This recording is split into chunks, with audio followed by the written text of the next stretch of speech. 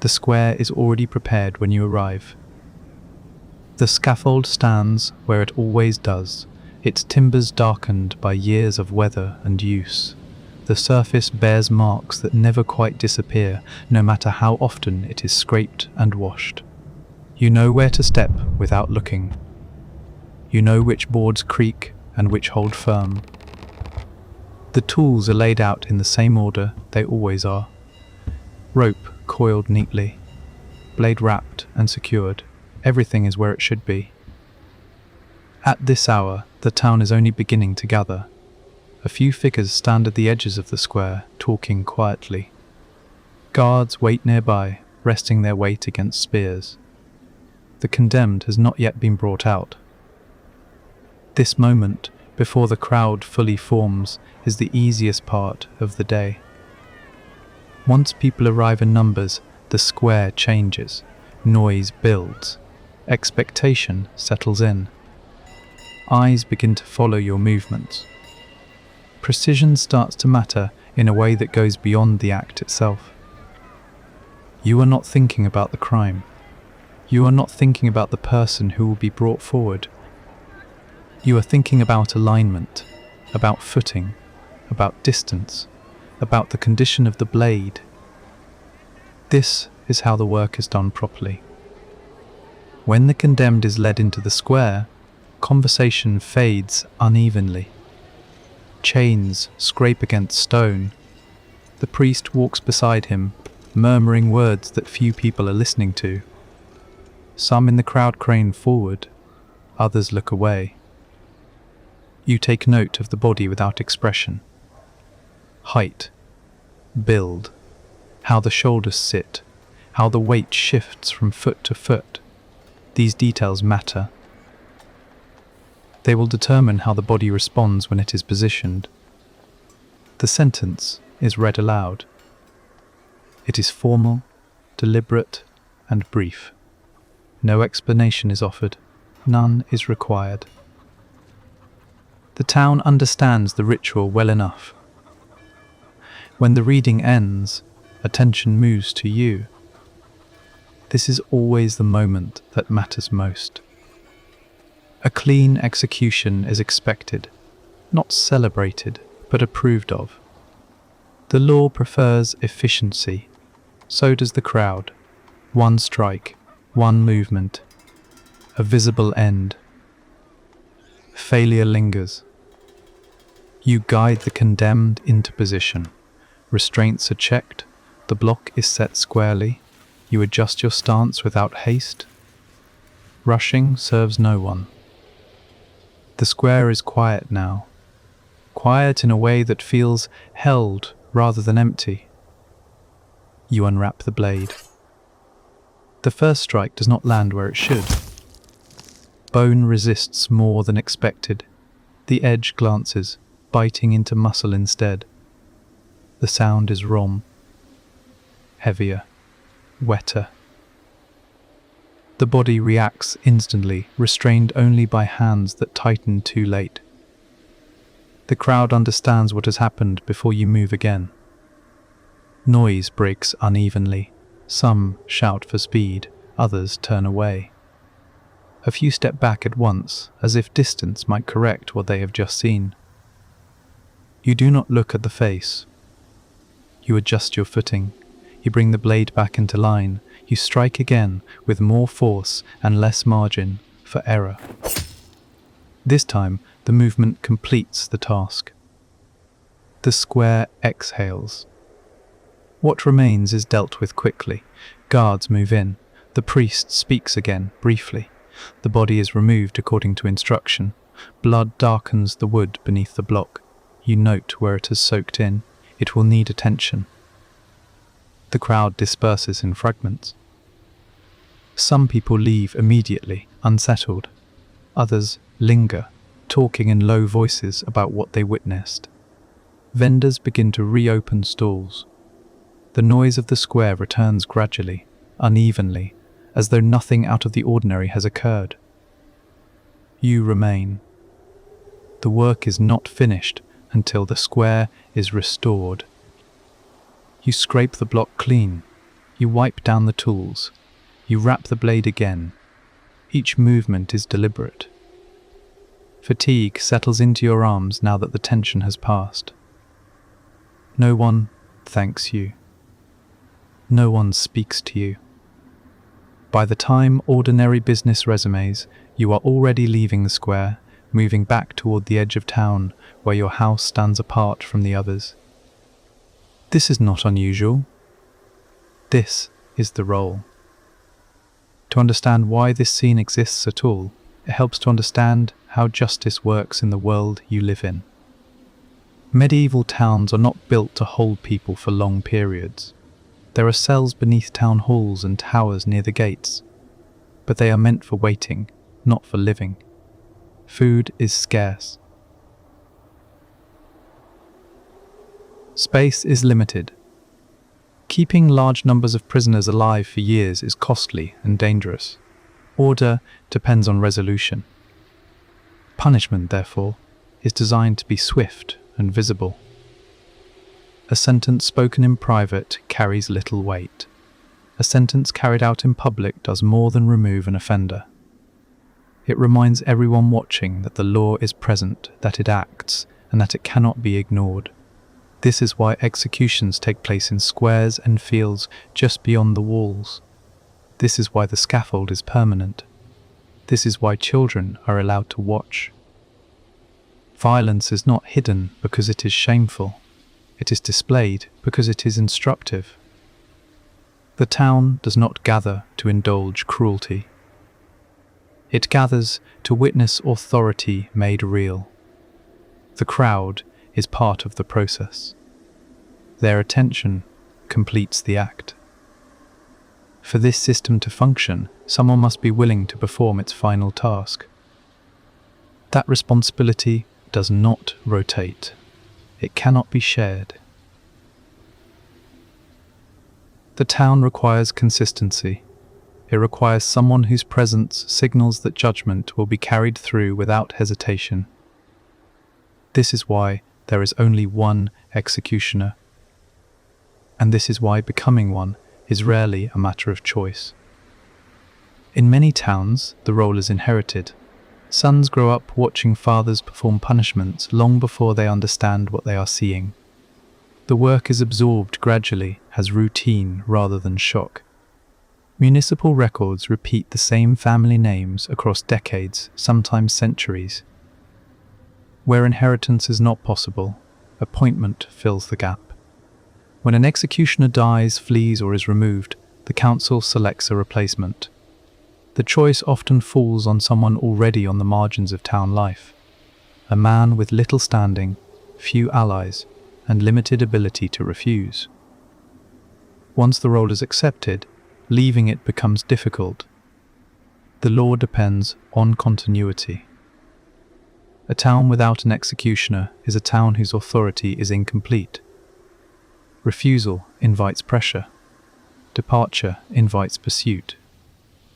Over time, necessity hardens into expectation. What begins as a position becomes an identity. And long before you lift a blade for the first time, the shape of your life has already narrowed. The first lessons do not come in the form of instruction. No one explains the work to you in advance. There is no ceremony, no formal apprenticeship in the way other trades understand it. You learn by proximity, by repetition, by being present when punishment is carried out, and noticing what draws comment and what passes without remark. If the role comes to you through family, this exposure begins early. You accompany your father to the edge of the square. You are told where to stand and when to move. You are warned to keep silent. At first, the events are confusing rather than frightening. The crowd's behavior is harder to understand than the punishment itself. People lean forward, they speak loudly, and then fall quiet at once. Children are lifted to see better. No one explains why this is permitted. Over time, the pattern becomes familiar. You learn that executions are only a small part of the work. More common are punishments meant to injure without killing. Whippings carried out in the square or at the gates.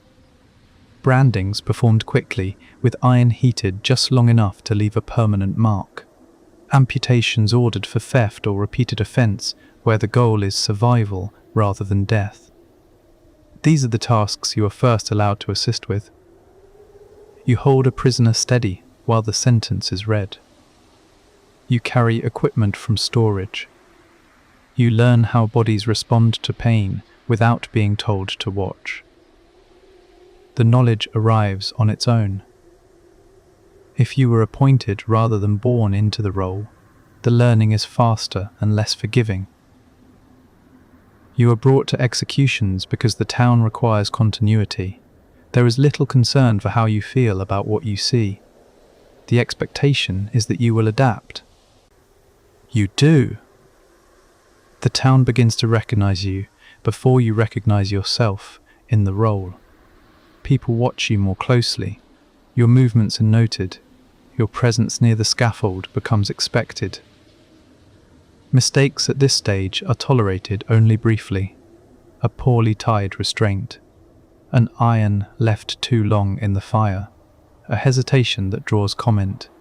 Correction comes quickly, sometimes publicly. The lesson is clear.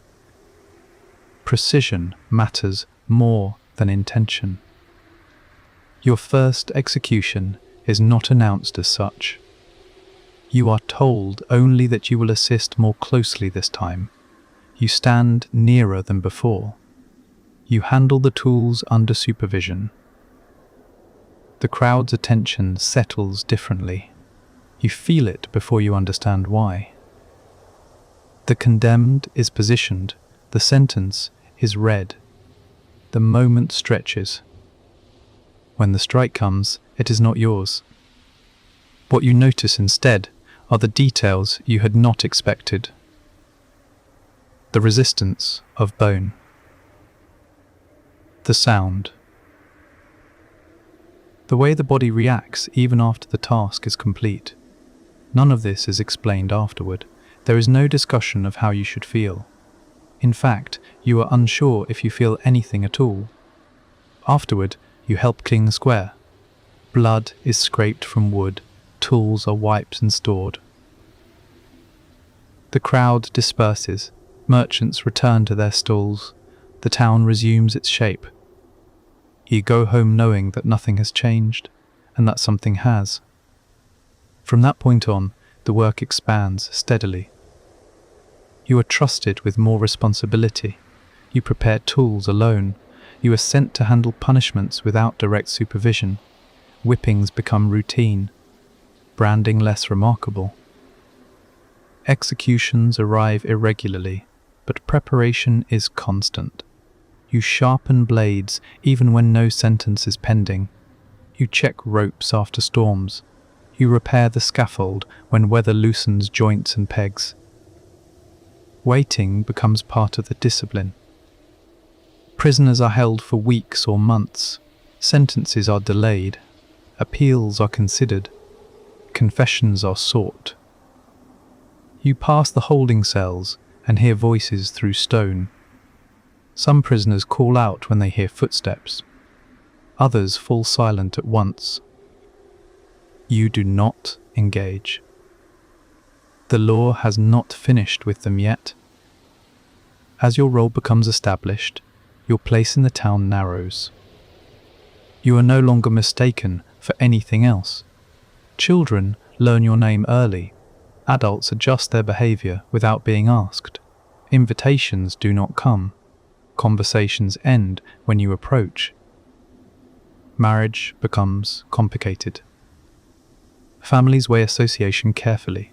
Some refuse outright. Others accept for practical reasons, understanding that the work provides steady income even if it costs status.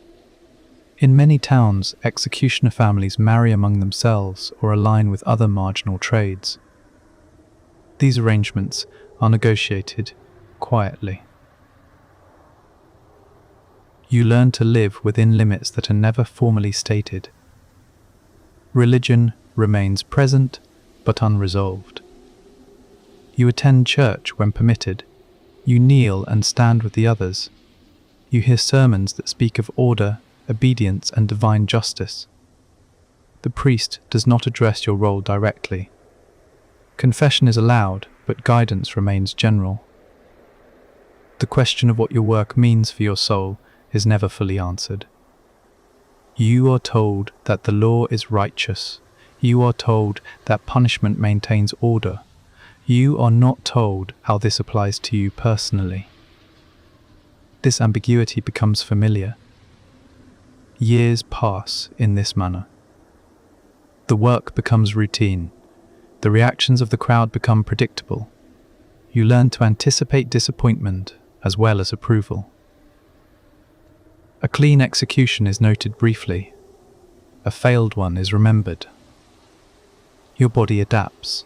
Your grip strengthens. Your movements become economical. You learn how much force is required and how much is too much. By the time you perform an execution alone for the first time, the act itself feels less significant than the expectations surrounding it. You understand what is required. You understand what will happen if you fail. And you understand that this knowledge will follow you for the rest of your life. As the years settle into one another, the most difficult part of the work is no longer the executions themselves. It is the distance.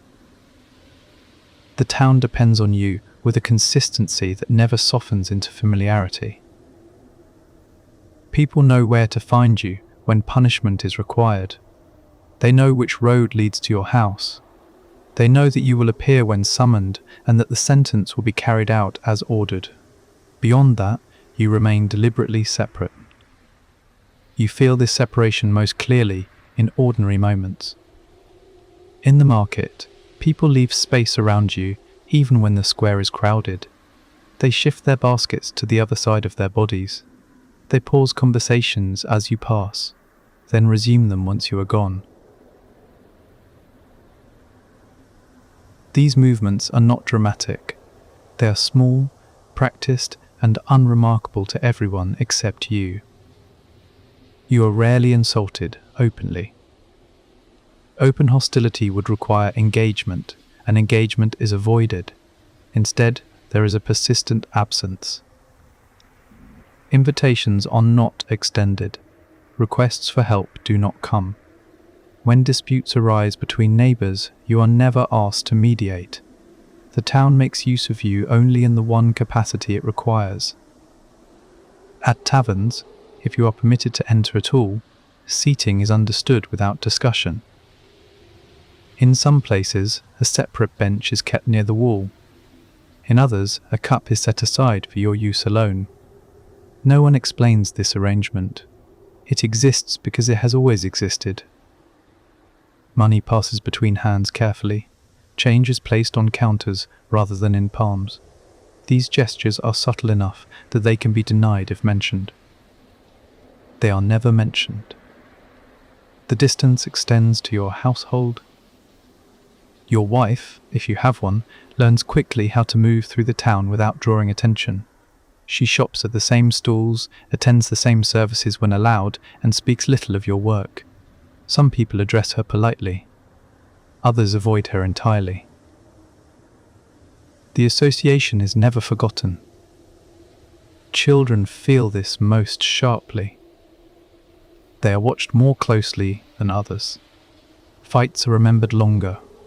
Minor misbehavior carries greater weight. Teachers and masters hesitate before accepting them as apprentices. The question is never whether they are capable. It is whether the cost of association is worth the trouble. In some towns, executioner families intermarry out of necessity. In others, alliances form with butchers, tanners, and those whose trades already involve blood and disposal. These unions are practical rather than affectionate. They ensure survival. They do not erase stigma. The town regards these arrangements as sensible. Religion does little to close the distance. You are present at services when custom allows, but never fully included. The priest speaks of justice and order, of God's law mirrored in human law. These sermons apply to everyone in general, and to no one in particular. Your role is not discussed openly.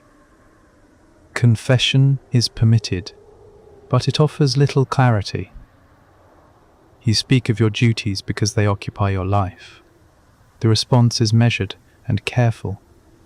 You are reminded that lawful punishment is not murder, that authority must be upheld, that order is preferable to chaos.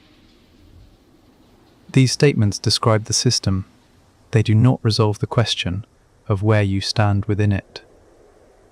In some regions, executioners are denied full participation in the sacraments. In others, the rules are looser, but the distance remains. Burial arrangements vary from place to place, and the uncertainty follows you quietly. This ambiguity becomes another constant. Superstition fills the spaces left by doctrine. Despite public avoidance, people seek you out privately.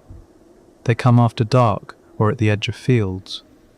They ask for things connected to your work, a length of rope, a shaving of wood from the scaffold, grease rendered from the bodies of the executed.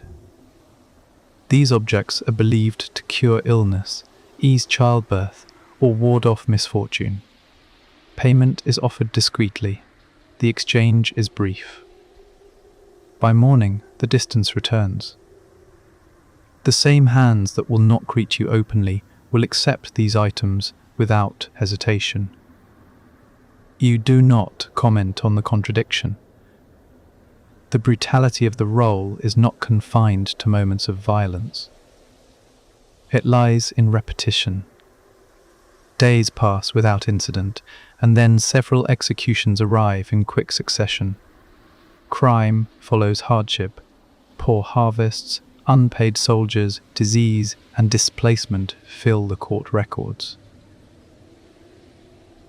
Sentences are delivered more quickly. The scaffold sees repeated use. During these periods, exhaustion sets in. You wake earlier. You sleep less. Your hands ache constantly. Small injuries accumulate and heal slowly.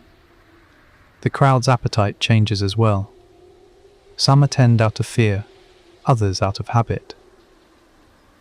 Children learn where to stand to see better. No matter how often the work is done, it never becomes communal. The crowd shares the moment, you carry it alone. When executions go badly, the distance sharpens. A second blow remembered, a hanging that takes too long, a scream that lasts longer than expected. These moments attach themselves to your name. Whispers follow, confidence erodes, officials watch more closely, guards stand nearer. The law does not protect you from disappointment. You correct mistakes as best you can. You sharpen blades more carefully. You test ropes more often. Preparation lengthens. Pressure increases. This vigilance becomes another burden carried quietly. There is no place in the town where you are fully at ease. Your house sits apart because it must. The road leading to it is familiar and empty more often than not. From the door, you can see the fields and, beyond them, the structures where your work is carried out. At night, when the town settles and voices fade, the isolation becomes more pronounced. There is no one to recount the day to outside your household, no one to unburden yourself to. The work is not discussed because it cannot be shared. The town sleeps.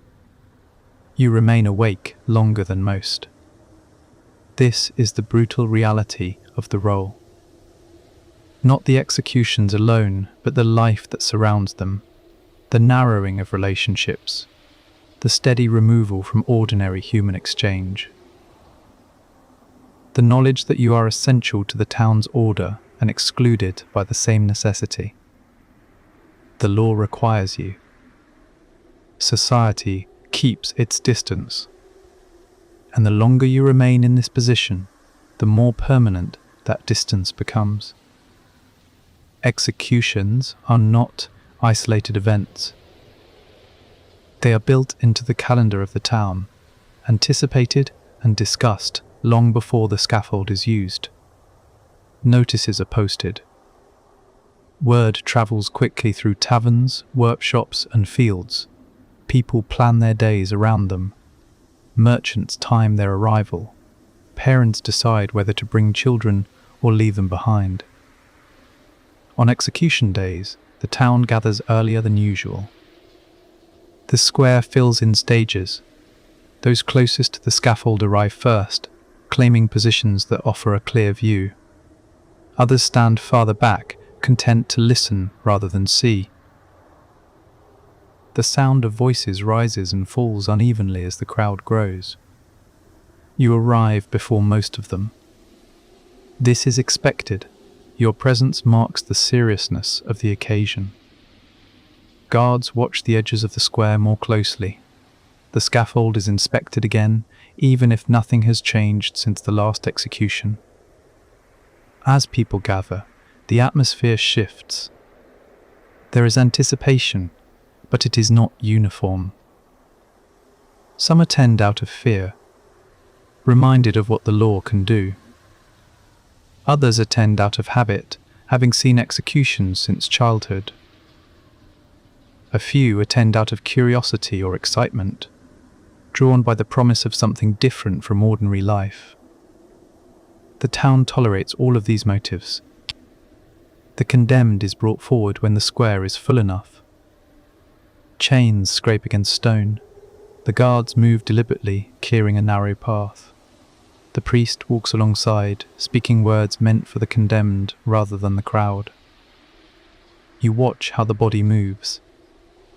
Some condemned walk unsteadily, weakened by confinement or illness. Others stand rigid, holding themselves upright through force of will. A few struggle, requiring restraint. Each posture changes how the work must be done. The sentence is read aloud once more. This reading matters less for its content than for its timing. It gives the crowd a moment to settle. It marks the transition from anticipation to action. When the reading ends, the square quiets. Eyes move to you. This is the center of the civic theater. The law has spoken. The town is watching. The executioner must now act. A successful execution is one that ends quickly. Speed is not praised openly, but it is noticed. The crowd responds with relief rather than approval. People turn away sooner.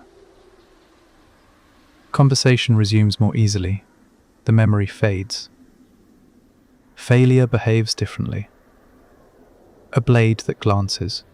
A rope that tightens slowly. A body that continues to move longer than expected. These moments stretch time. Sound breaks out in fragments. Shouts rise. Some urge you to hurry. Others cry out in protest. A few laugh nervously or cover their faces. The condemned becomes secondary. Attention fixes on you. This is the danger of the role. You are judged publicly not on intention, but on outcome. A mistake becomes a spectacle of its own. The authority of the court weakens when the execution falters, and that weakness looks for a place to settle. It settles on you. Records exist of executioners fined, dismissed, or attacked after failed executions. The law's protection extends only so far. Guards intervene if anger turns physical, but their loyalty lies with order, not with you personally. If removing you restores calm, the town will not hesitate. You understand this without needing to be told. It informs every movement. Preparation becomes obsessive. Blades are sharpened longer than necessary. Ropes are tested repeatedly. You rehearse the act privately. adjusting stance and grip until motion feels automatic. Even then, certainty is never complete. Bodies are unpredictable, weather interferes, wood shifts, nerves betray strength. Each execution carries the risk of becoming the one that defines you. Hanging brings its own theatre. The height of the gallows, the length of the rope, the weight of the body, all must align. Too little drop and death comes slowly. Too much and the body breaks violently. Neither outcome is forgotten. The crowd reacts differently to each. Prolonged strangulation draws impatience and discomfort. Sudden collapse draws gasps and murmurs. Both invite scrutiny. You calculate by sight. There are no precise measures. Experience substitutes for certainty. When misjudgment occurs, it does so publicly. Beheading carries a different expectation. It is associated with mercy, with status, with efficiency. A single strike is not simply preferred, it is demanded. When this expectation is met, the crowd disperses quickly. When it is not, the failure echoes. Stories circulate. Details change in the telling. The number of blows increases with each retelling. The memory sharpens rather than fades. Your name becomes attached to the story. Burnings draw the largest crowds. They are reserved for crimes framed as threats to the entire order, heresy, witchcraft, repeated defiance of authority. Preparation takes longer. Wood must be gathered, stakes set, guards positioned. Fire introduces uncertainty. Wind shifts. Smoke blinds. Flames spread unevenly. You manage space rather than motion, ensuring the crowd remains at a distance while the sentence carries itself out. The sound travels farther than with other executions. People remember these days for years. You remember them longer. After each execution, the square empties. Life resumes with remarkable speed. Stalls reopen. Children are pulled back to errands. Conversations move on to other subjects. You remain until the work is finished.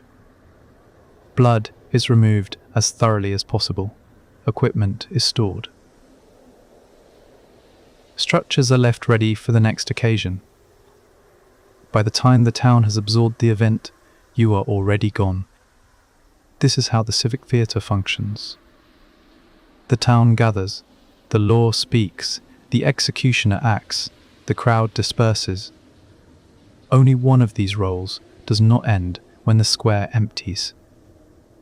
You carry the memory forward, whether the execution succeeded or failed. The town carries on. Religion surrounds the work without ever fully embracing it. The church stands close to the square in most towns, its bells marking the same hours that executions are carried out.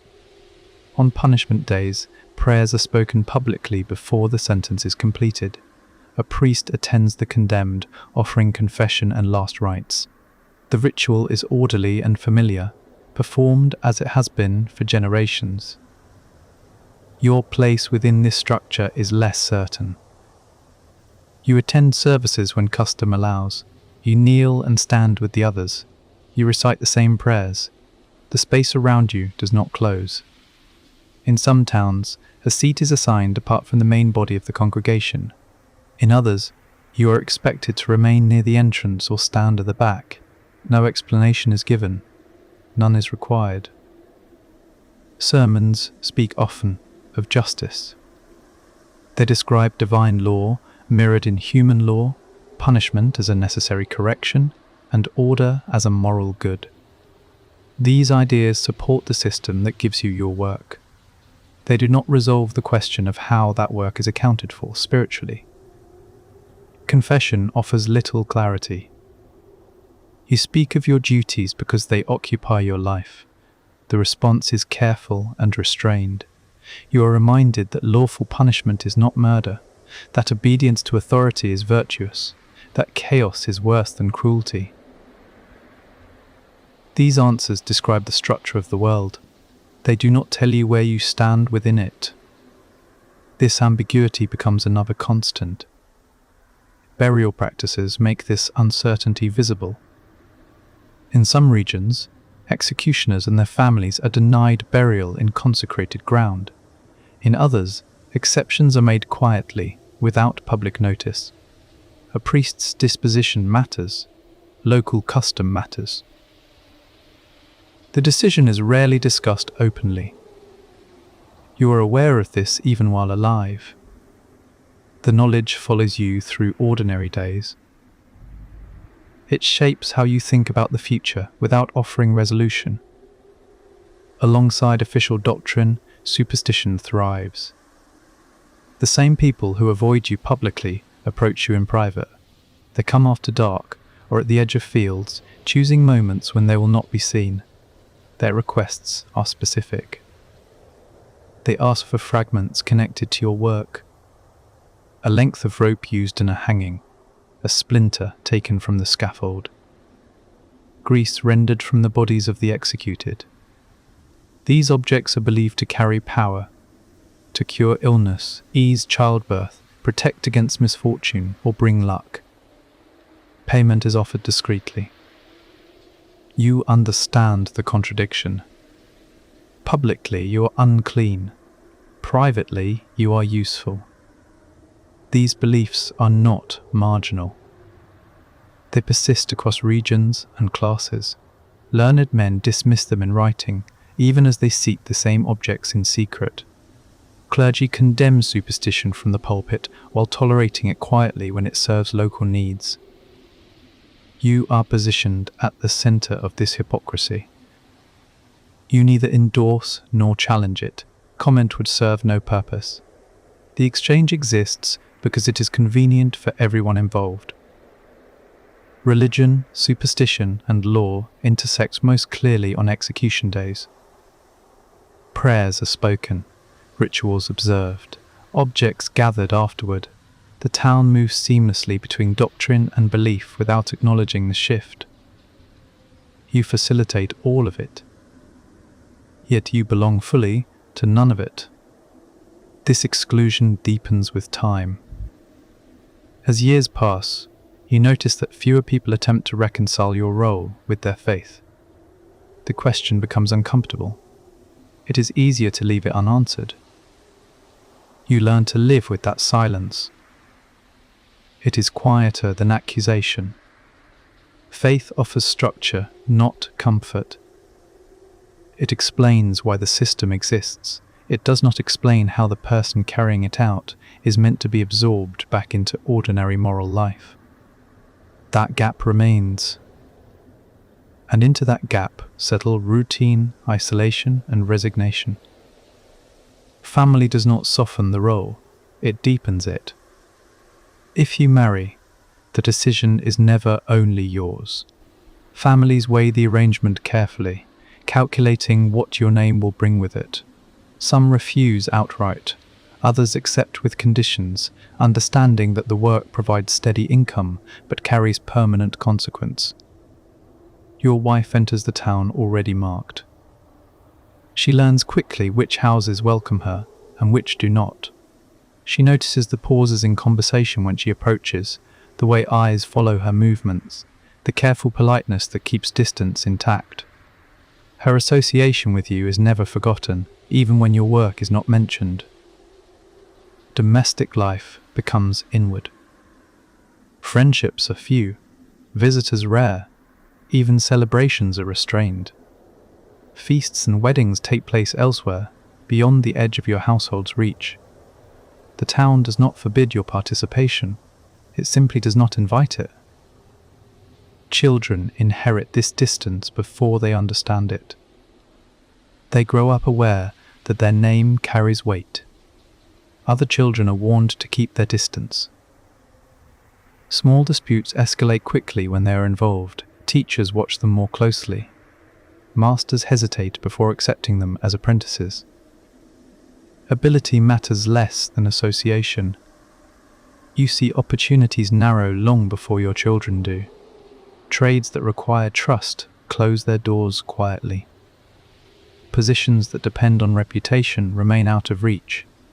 Even success can provoke resentment rather than approval. You explain little. Some lessons cannot be softened. As your children grow older, the question of inheritance becomes unavoidable. The town assumes continuity. Magistrates ask questions indirectly. Guards begin to observe your eldest more closely. Comments are made in passing about strength, temperament, and steadiness. No formal offer is extended. The expectation simply settles. If your son shows resistance, it is noted. If he shows aptitude, it is encouraged. The absence of choice is never acknowledged openly. You understand the weight of this better than anyone. To refuse the role would require leaving the town entirely, abandoning land, income, and protection. Few families are willing to risk that. Fewer still succeed.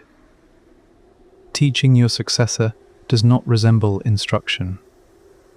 Your son learns as you did, by standing nearby, by watching closely, by absorbing the rhythm of punishment without explanation. He handles tools under supervision. He assists with restraints. He learns how bodies behave when pain is applied. You correct him briefly. Too much explanation invites doubt. Doubt leads to hesitation. Hesitation is dangerous. There is guilt in this transfer. You recognize it even if you do not speak of it. You watch your child's posture change as the work becomes familiar. You see how the town begins to look at him differently, how conversations fall silent in his presence. You know where this path leads. And yet you continue. The law requires it. The town expects it. Survival depends on it. As the years pass, your own body begins to falter.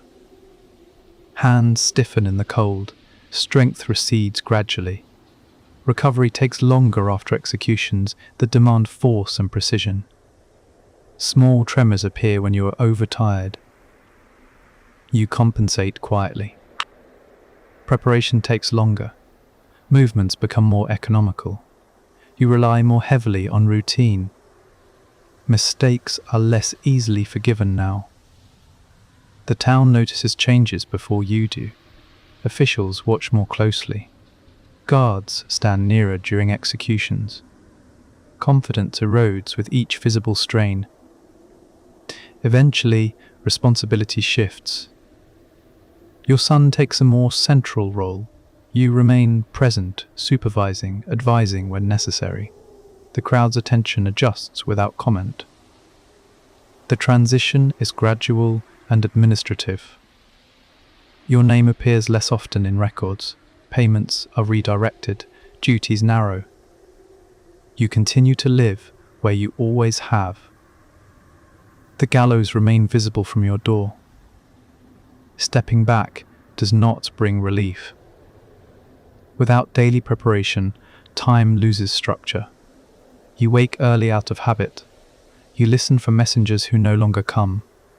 You inspect tools that are no longer yours to maintain. The town's behavior toward you shifts again. Fear fades first. Distance remains. People pass without recognition or with brief uncertainty. Your usefulness has ended, and memory does not soften the change. When your son performs his first execution alone, you do not attend. You hear the bells from your house. You know the sequence without seeing it. The crowd gathers, the sentence is read, the work is done. Later, you learn whether it succeeded. The information reaches you indirectly. Someone mentions the execution in passing. Another avoids the subject entirely. The town has accepted the transition. Old age brings a quieter isolation. You walk more slowly. You avoid the square when possible. The sounds of the town feel sharper than they once did. Children do not recognize you. Adults remember you vaguely, if at all. Your household shrinks. Life continues at a reduced scale. When illness comes, it is not dramatic. Arrangements are made according to custom. A priest attends if required. Burial follows local practice, whether within consecrated ground or at its margins. Few attend. The town records a date. Another name fills the role. The gallows remain. Markets continue in the square. Laws are enforced. Punishments are carried out. The position endures. The man disappears.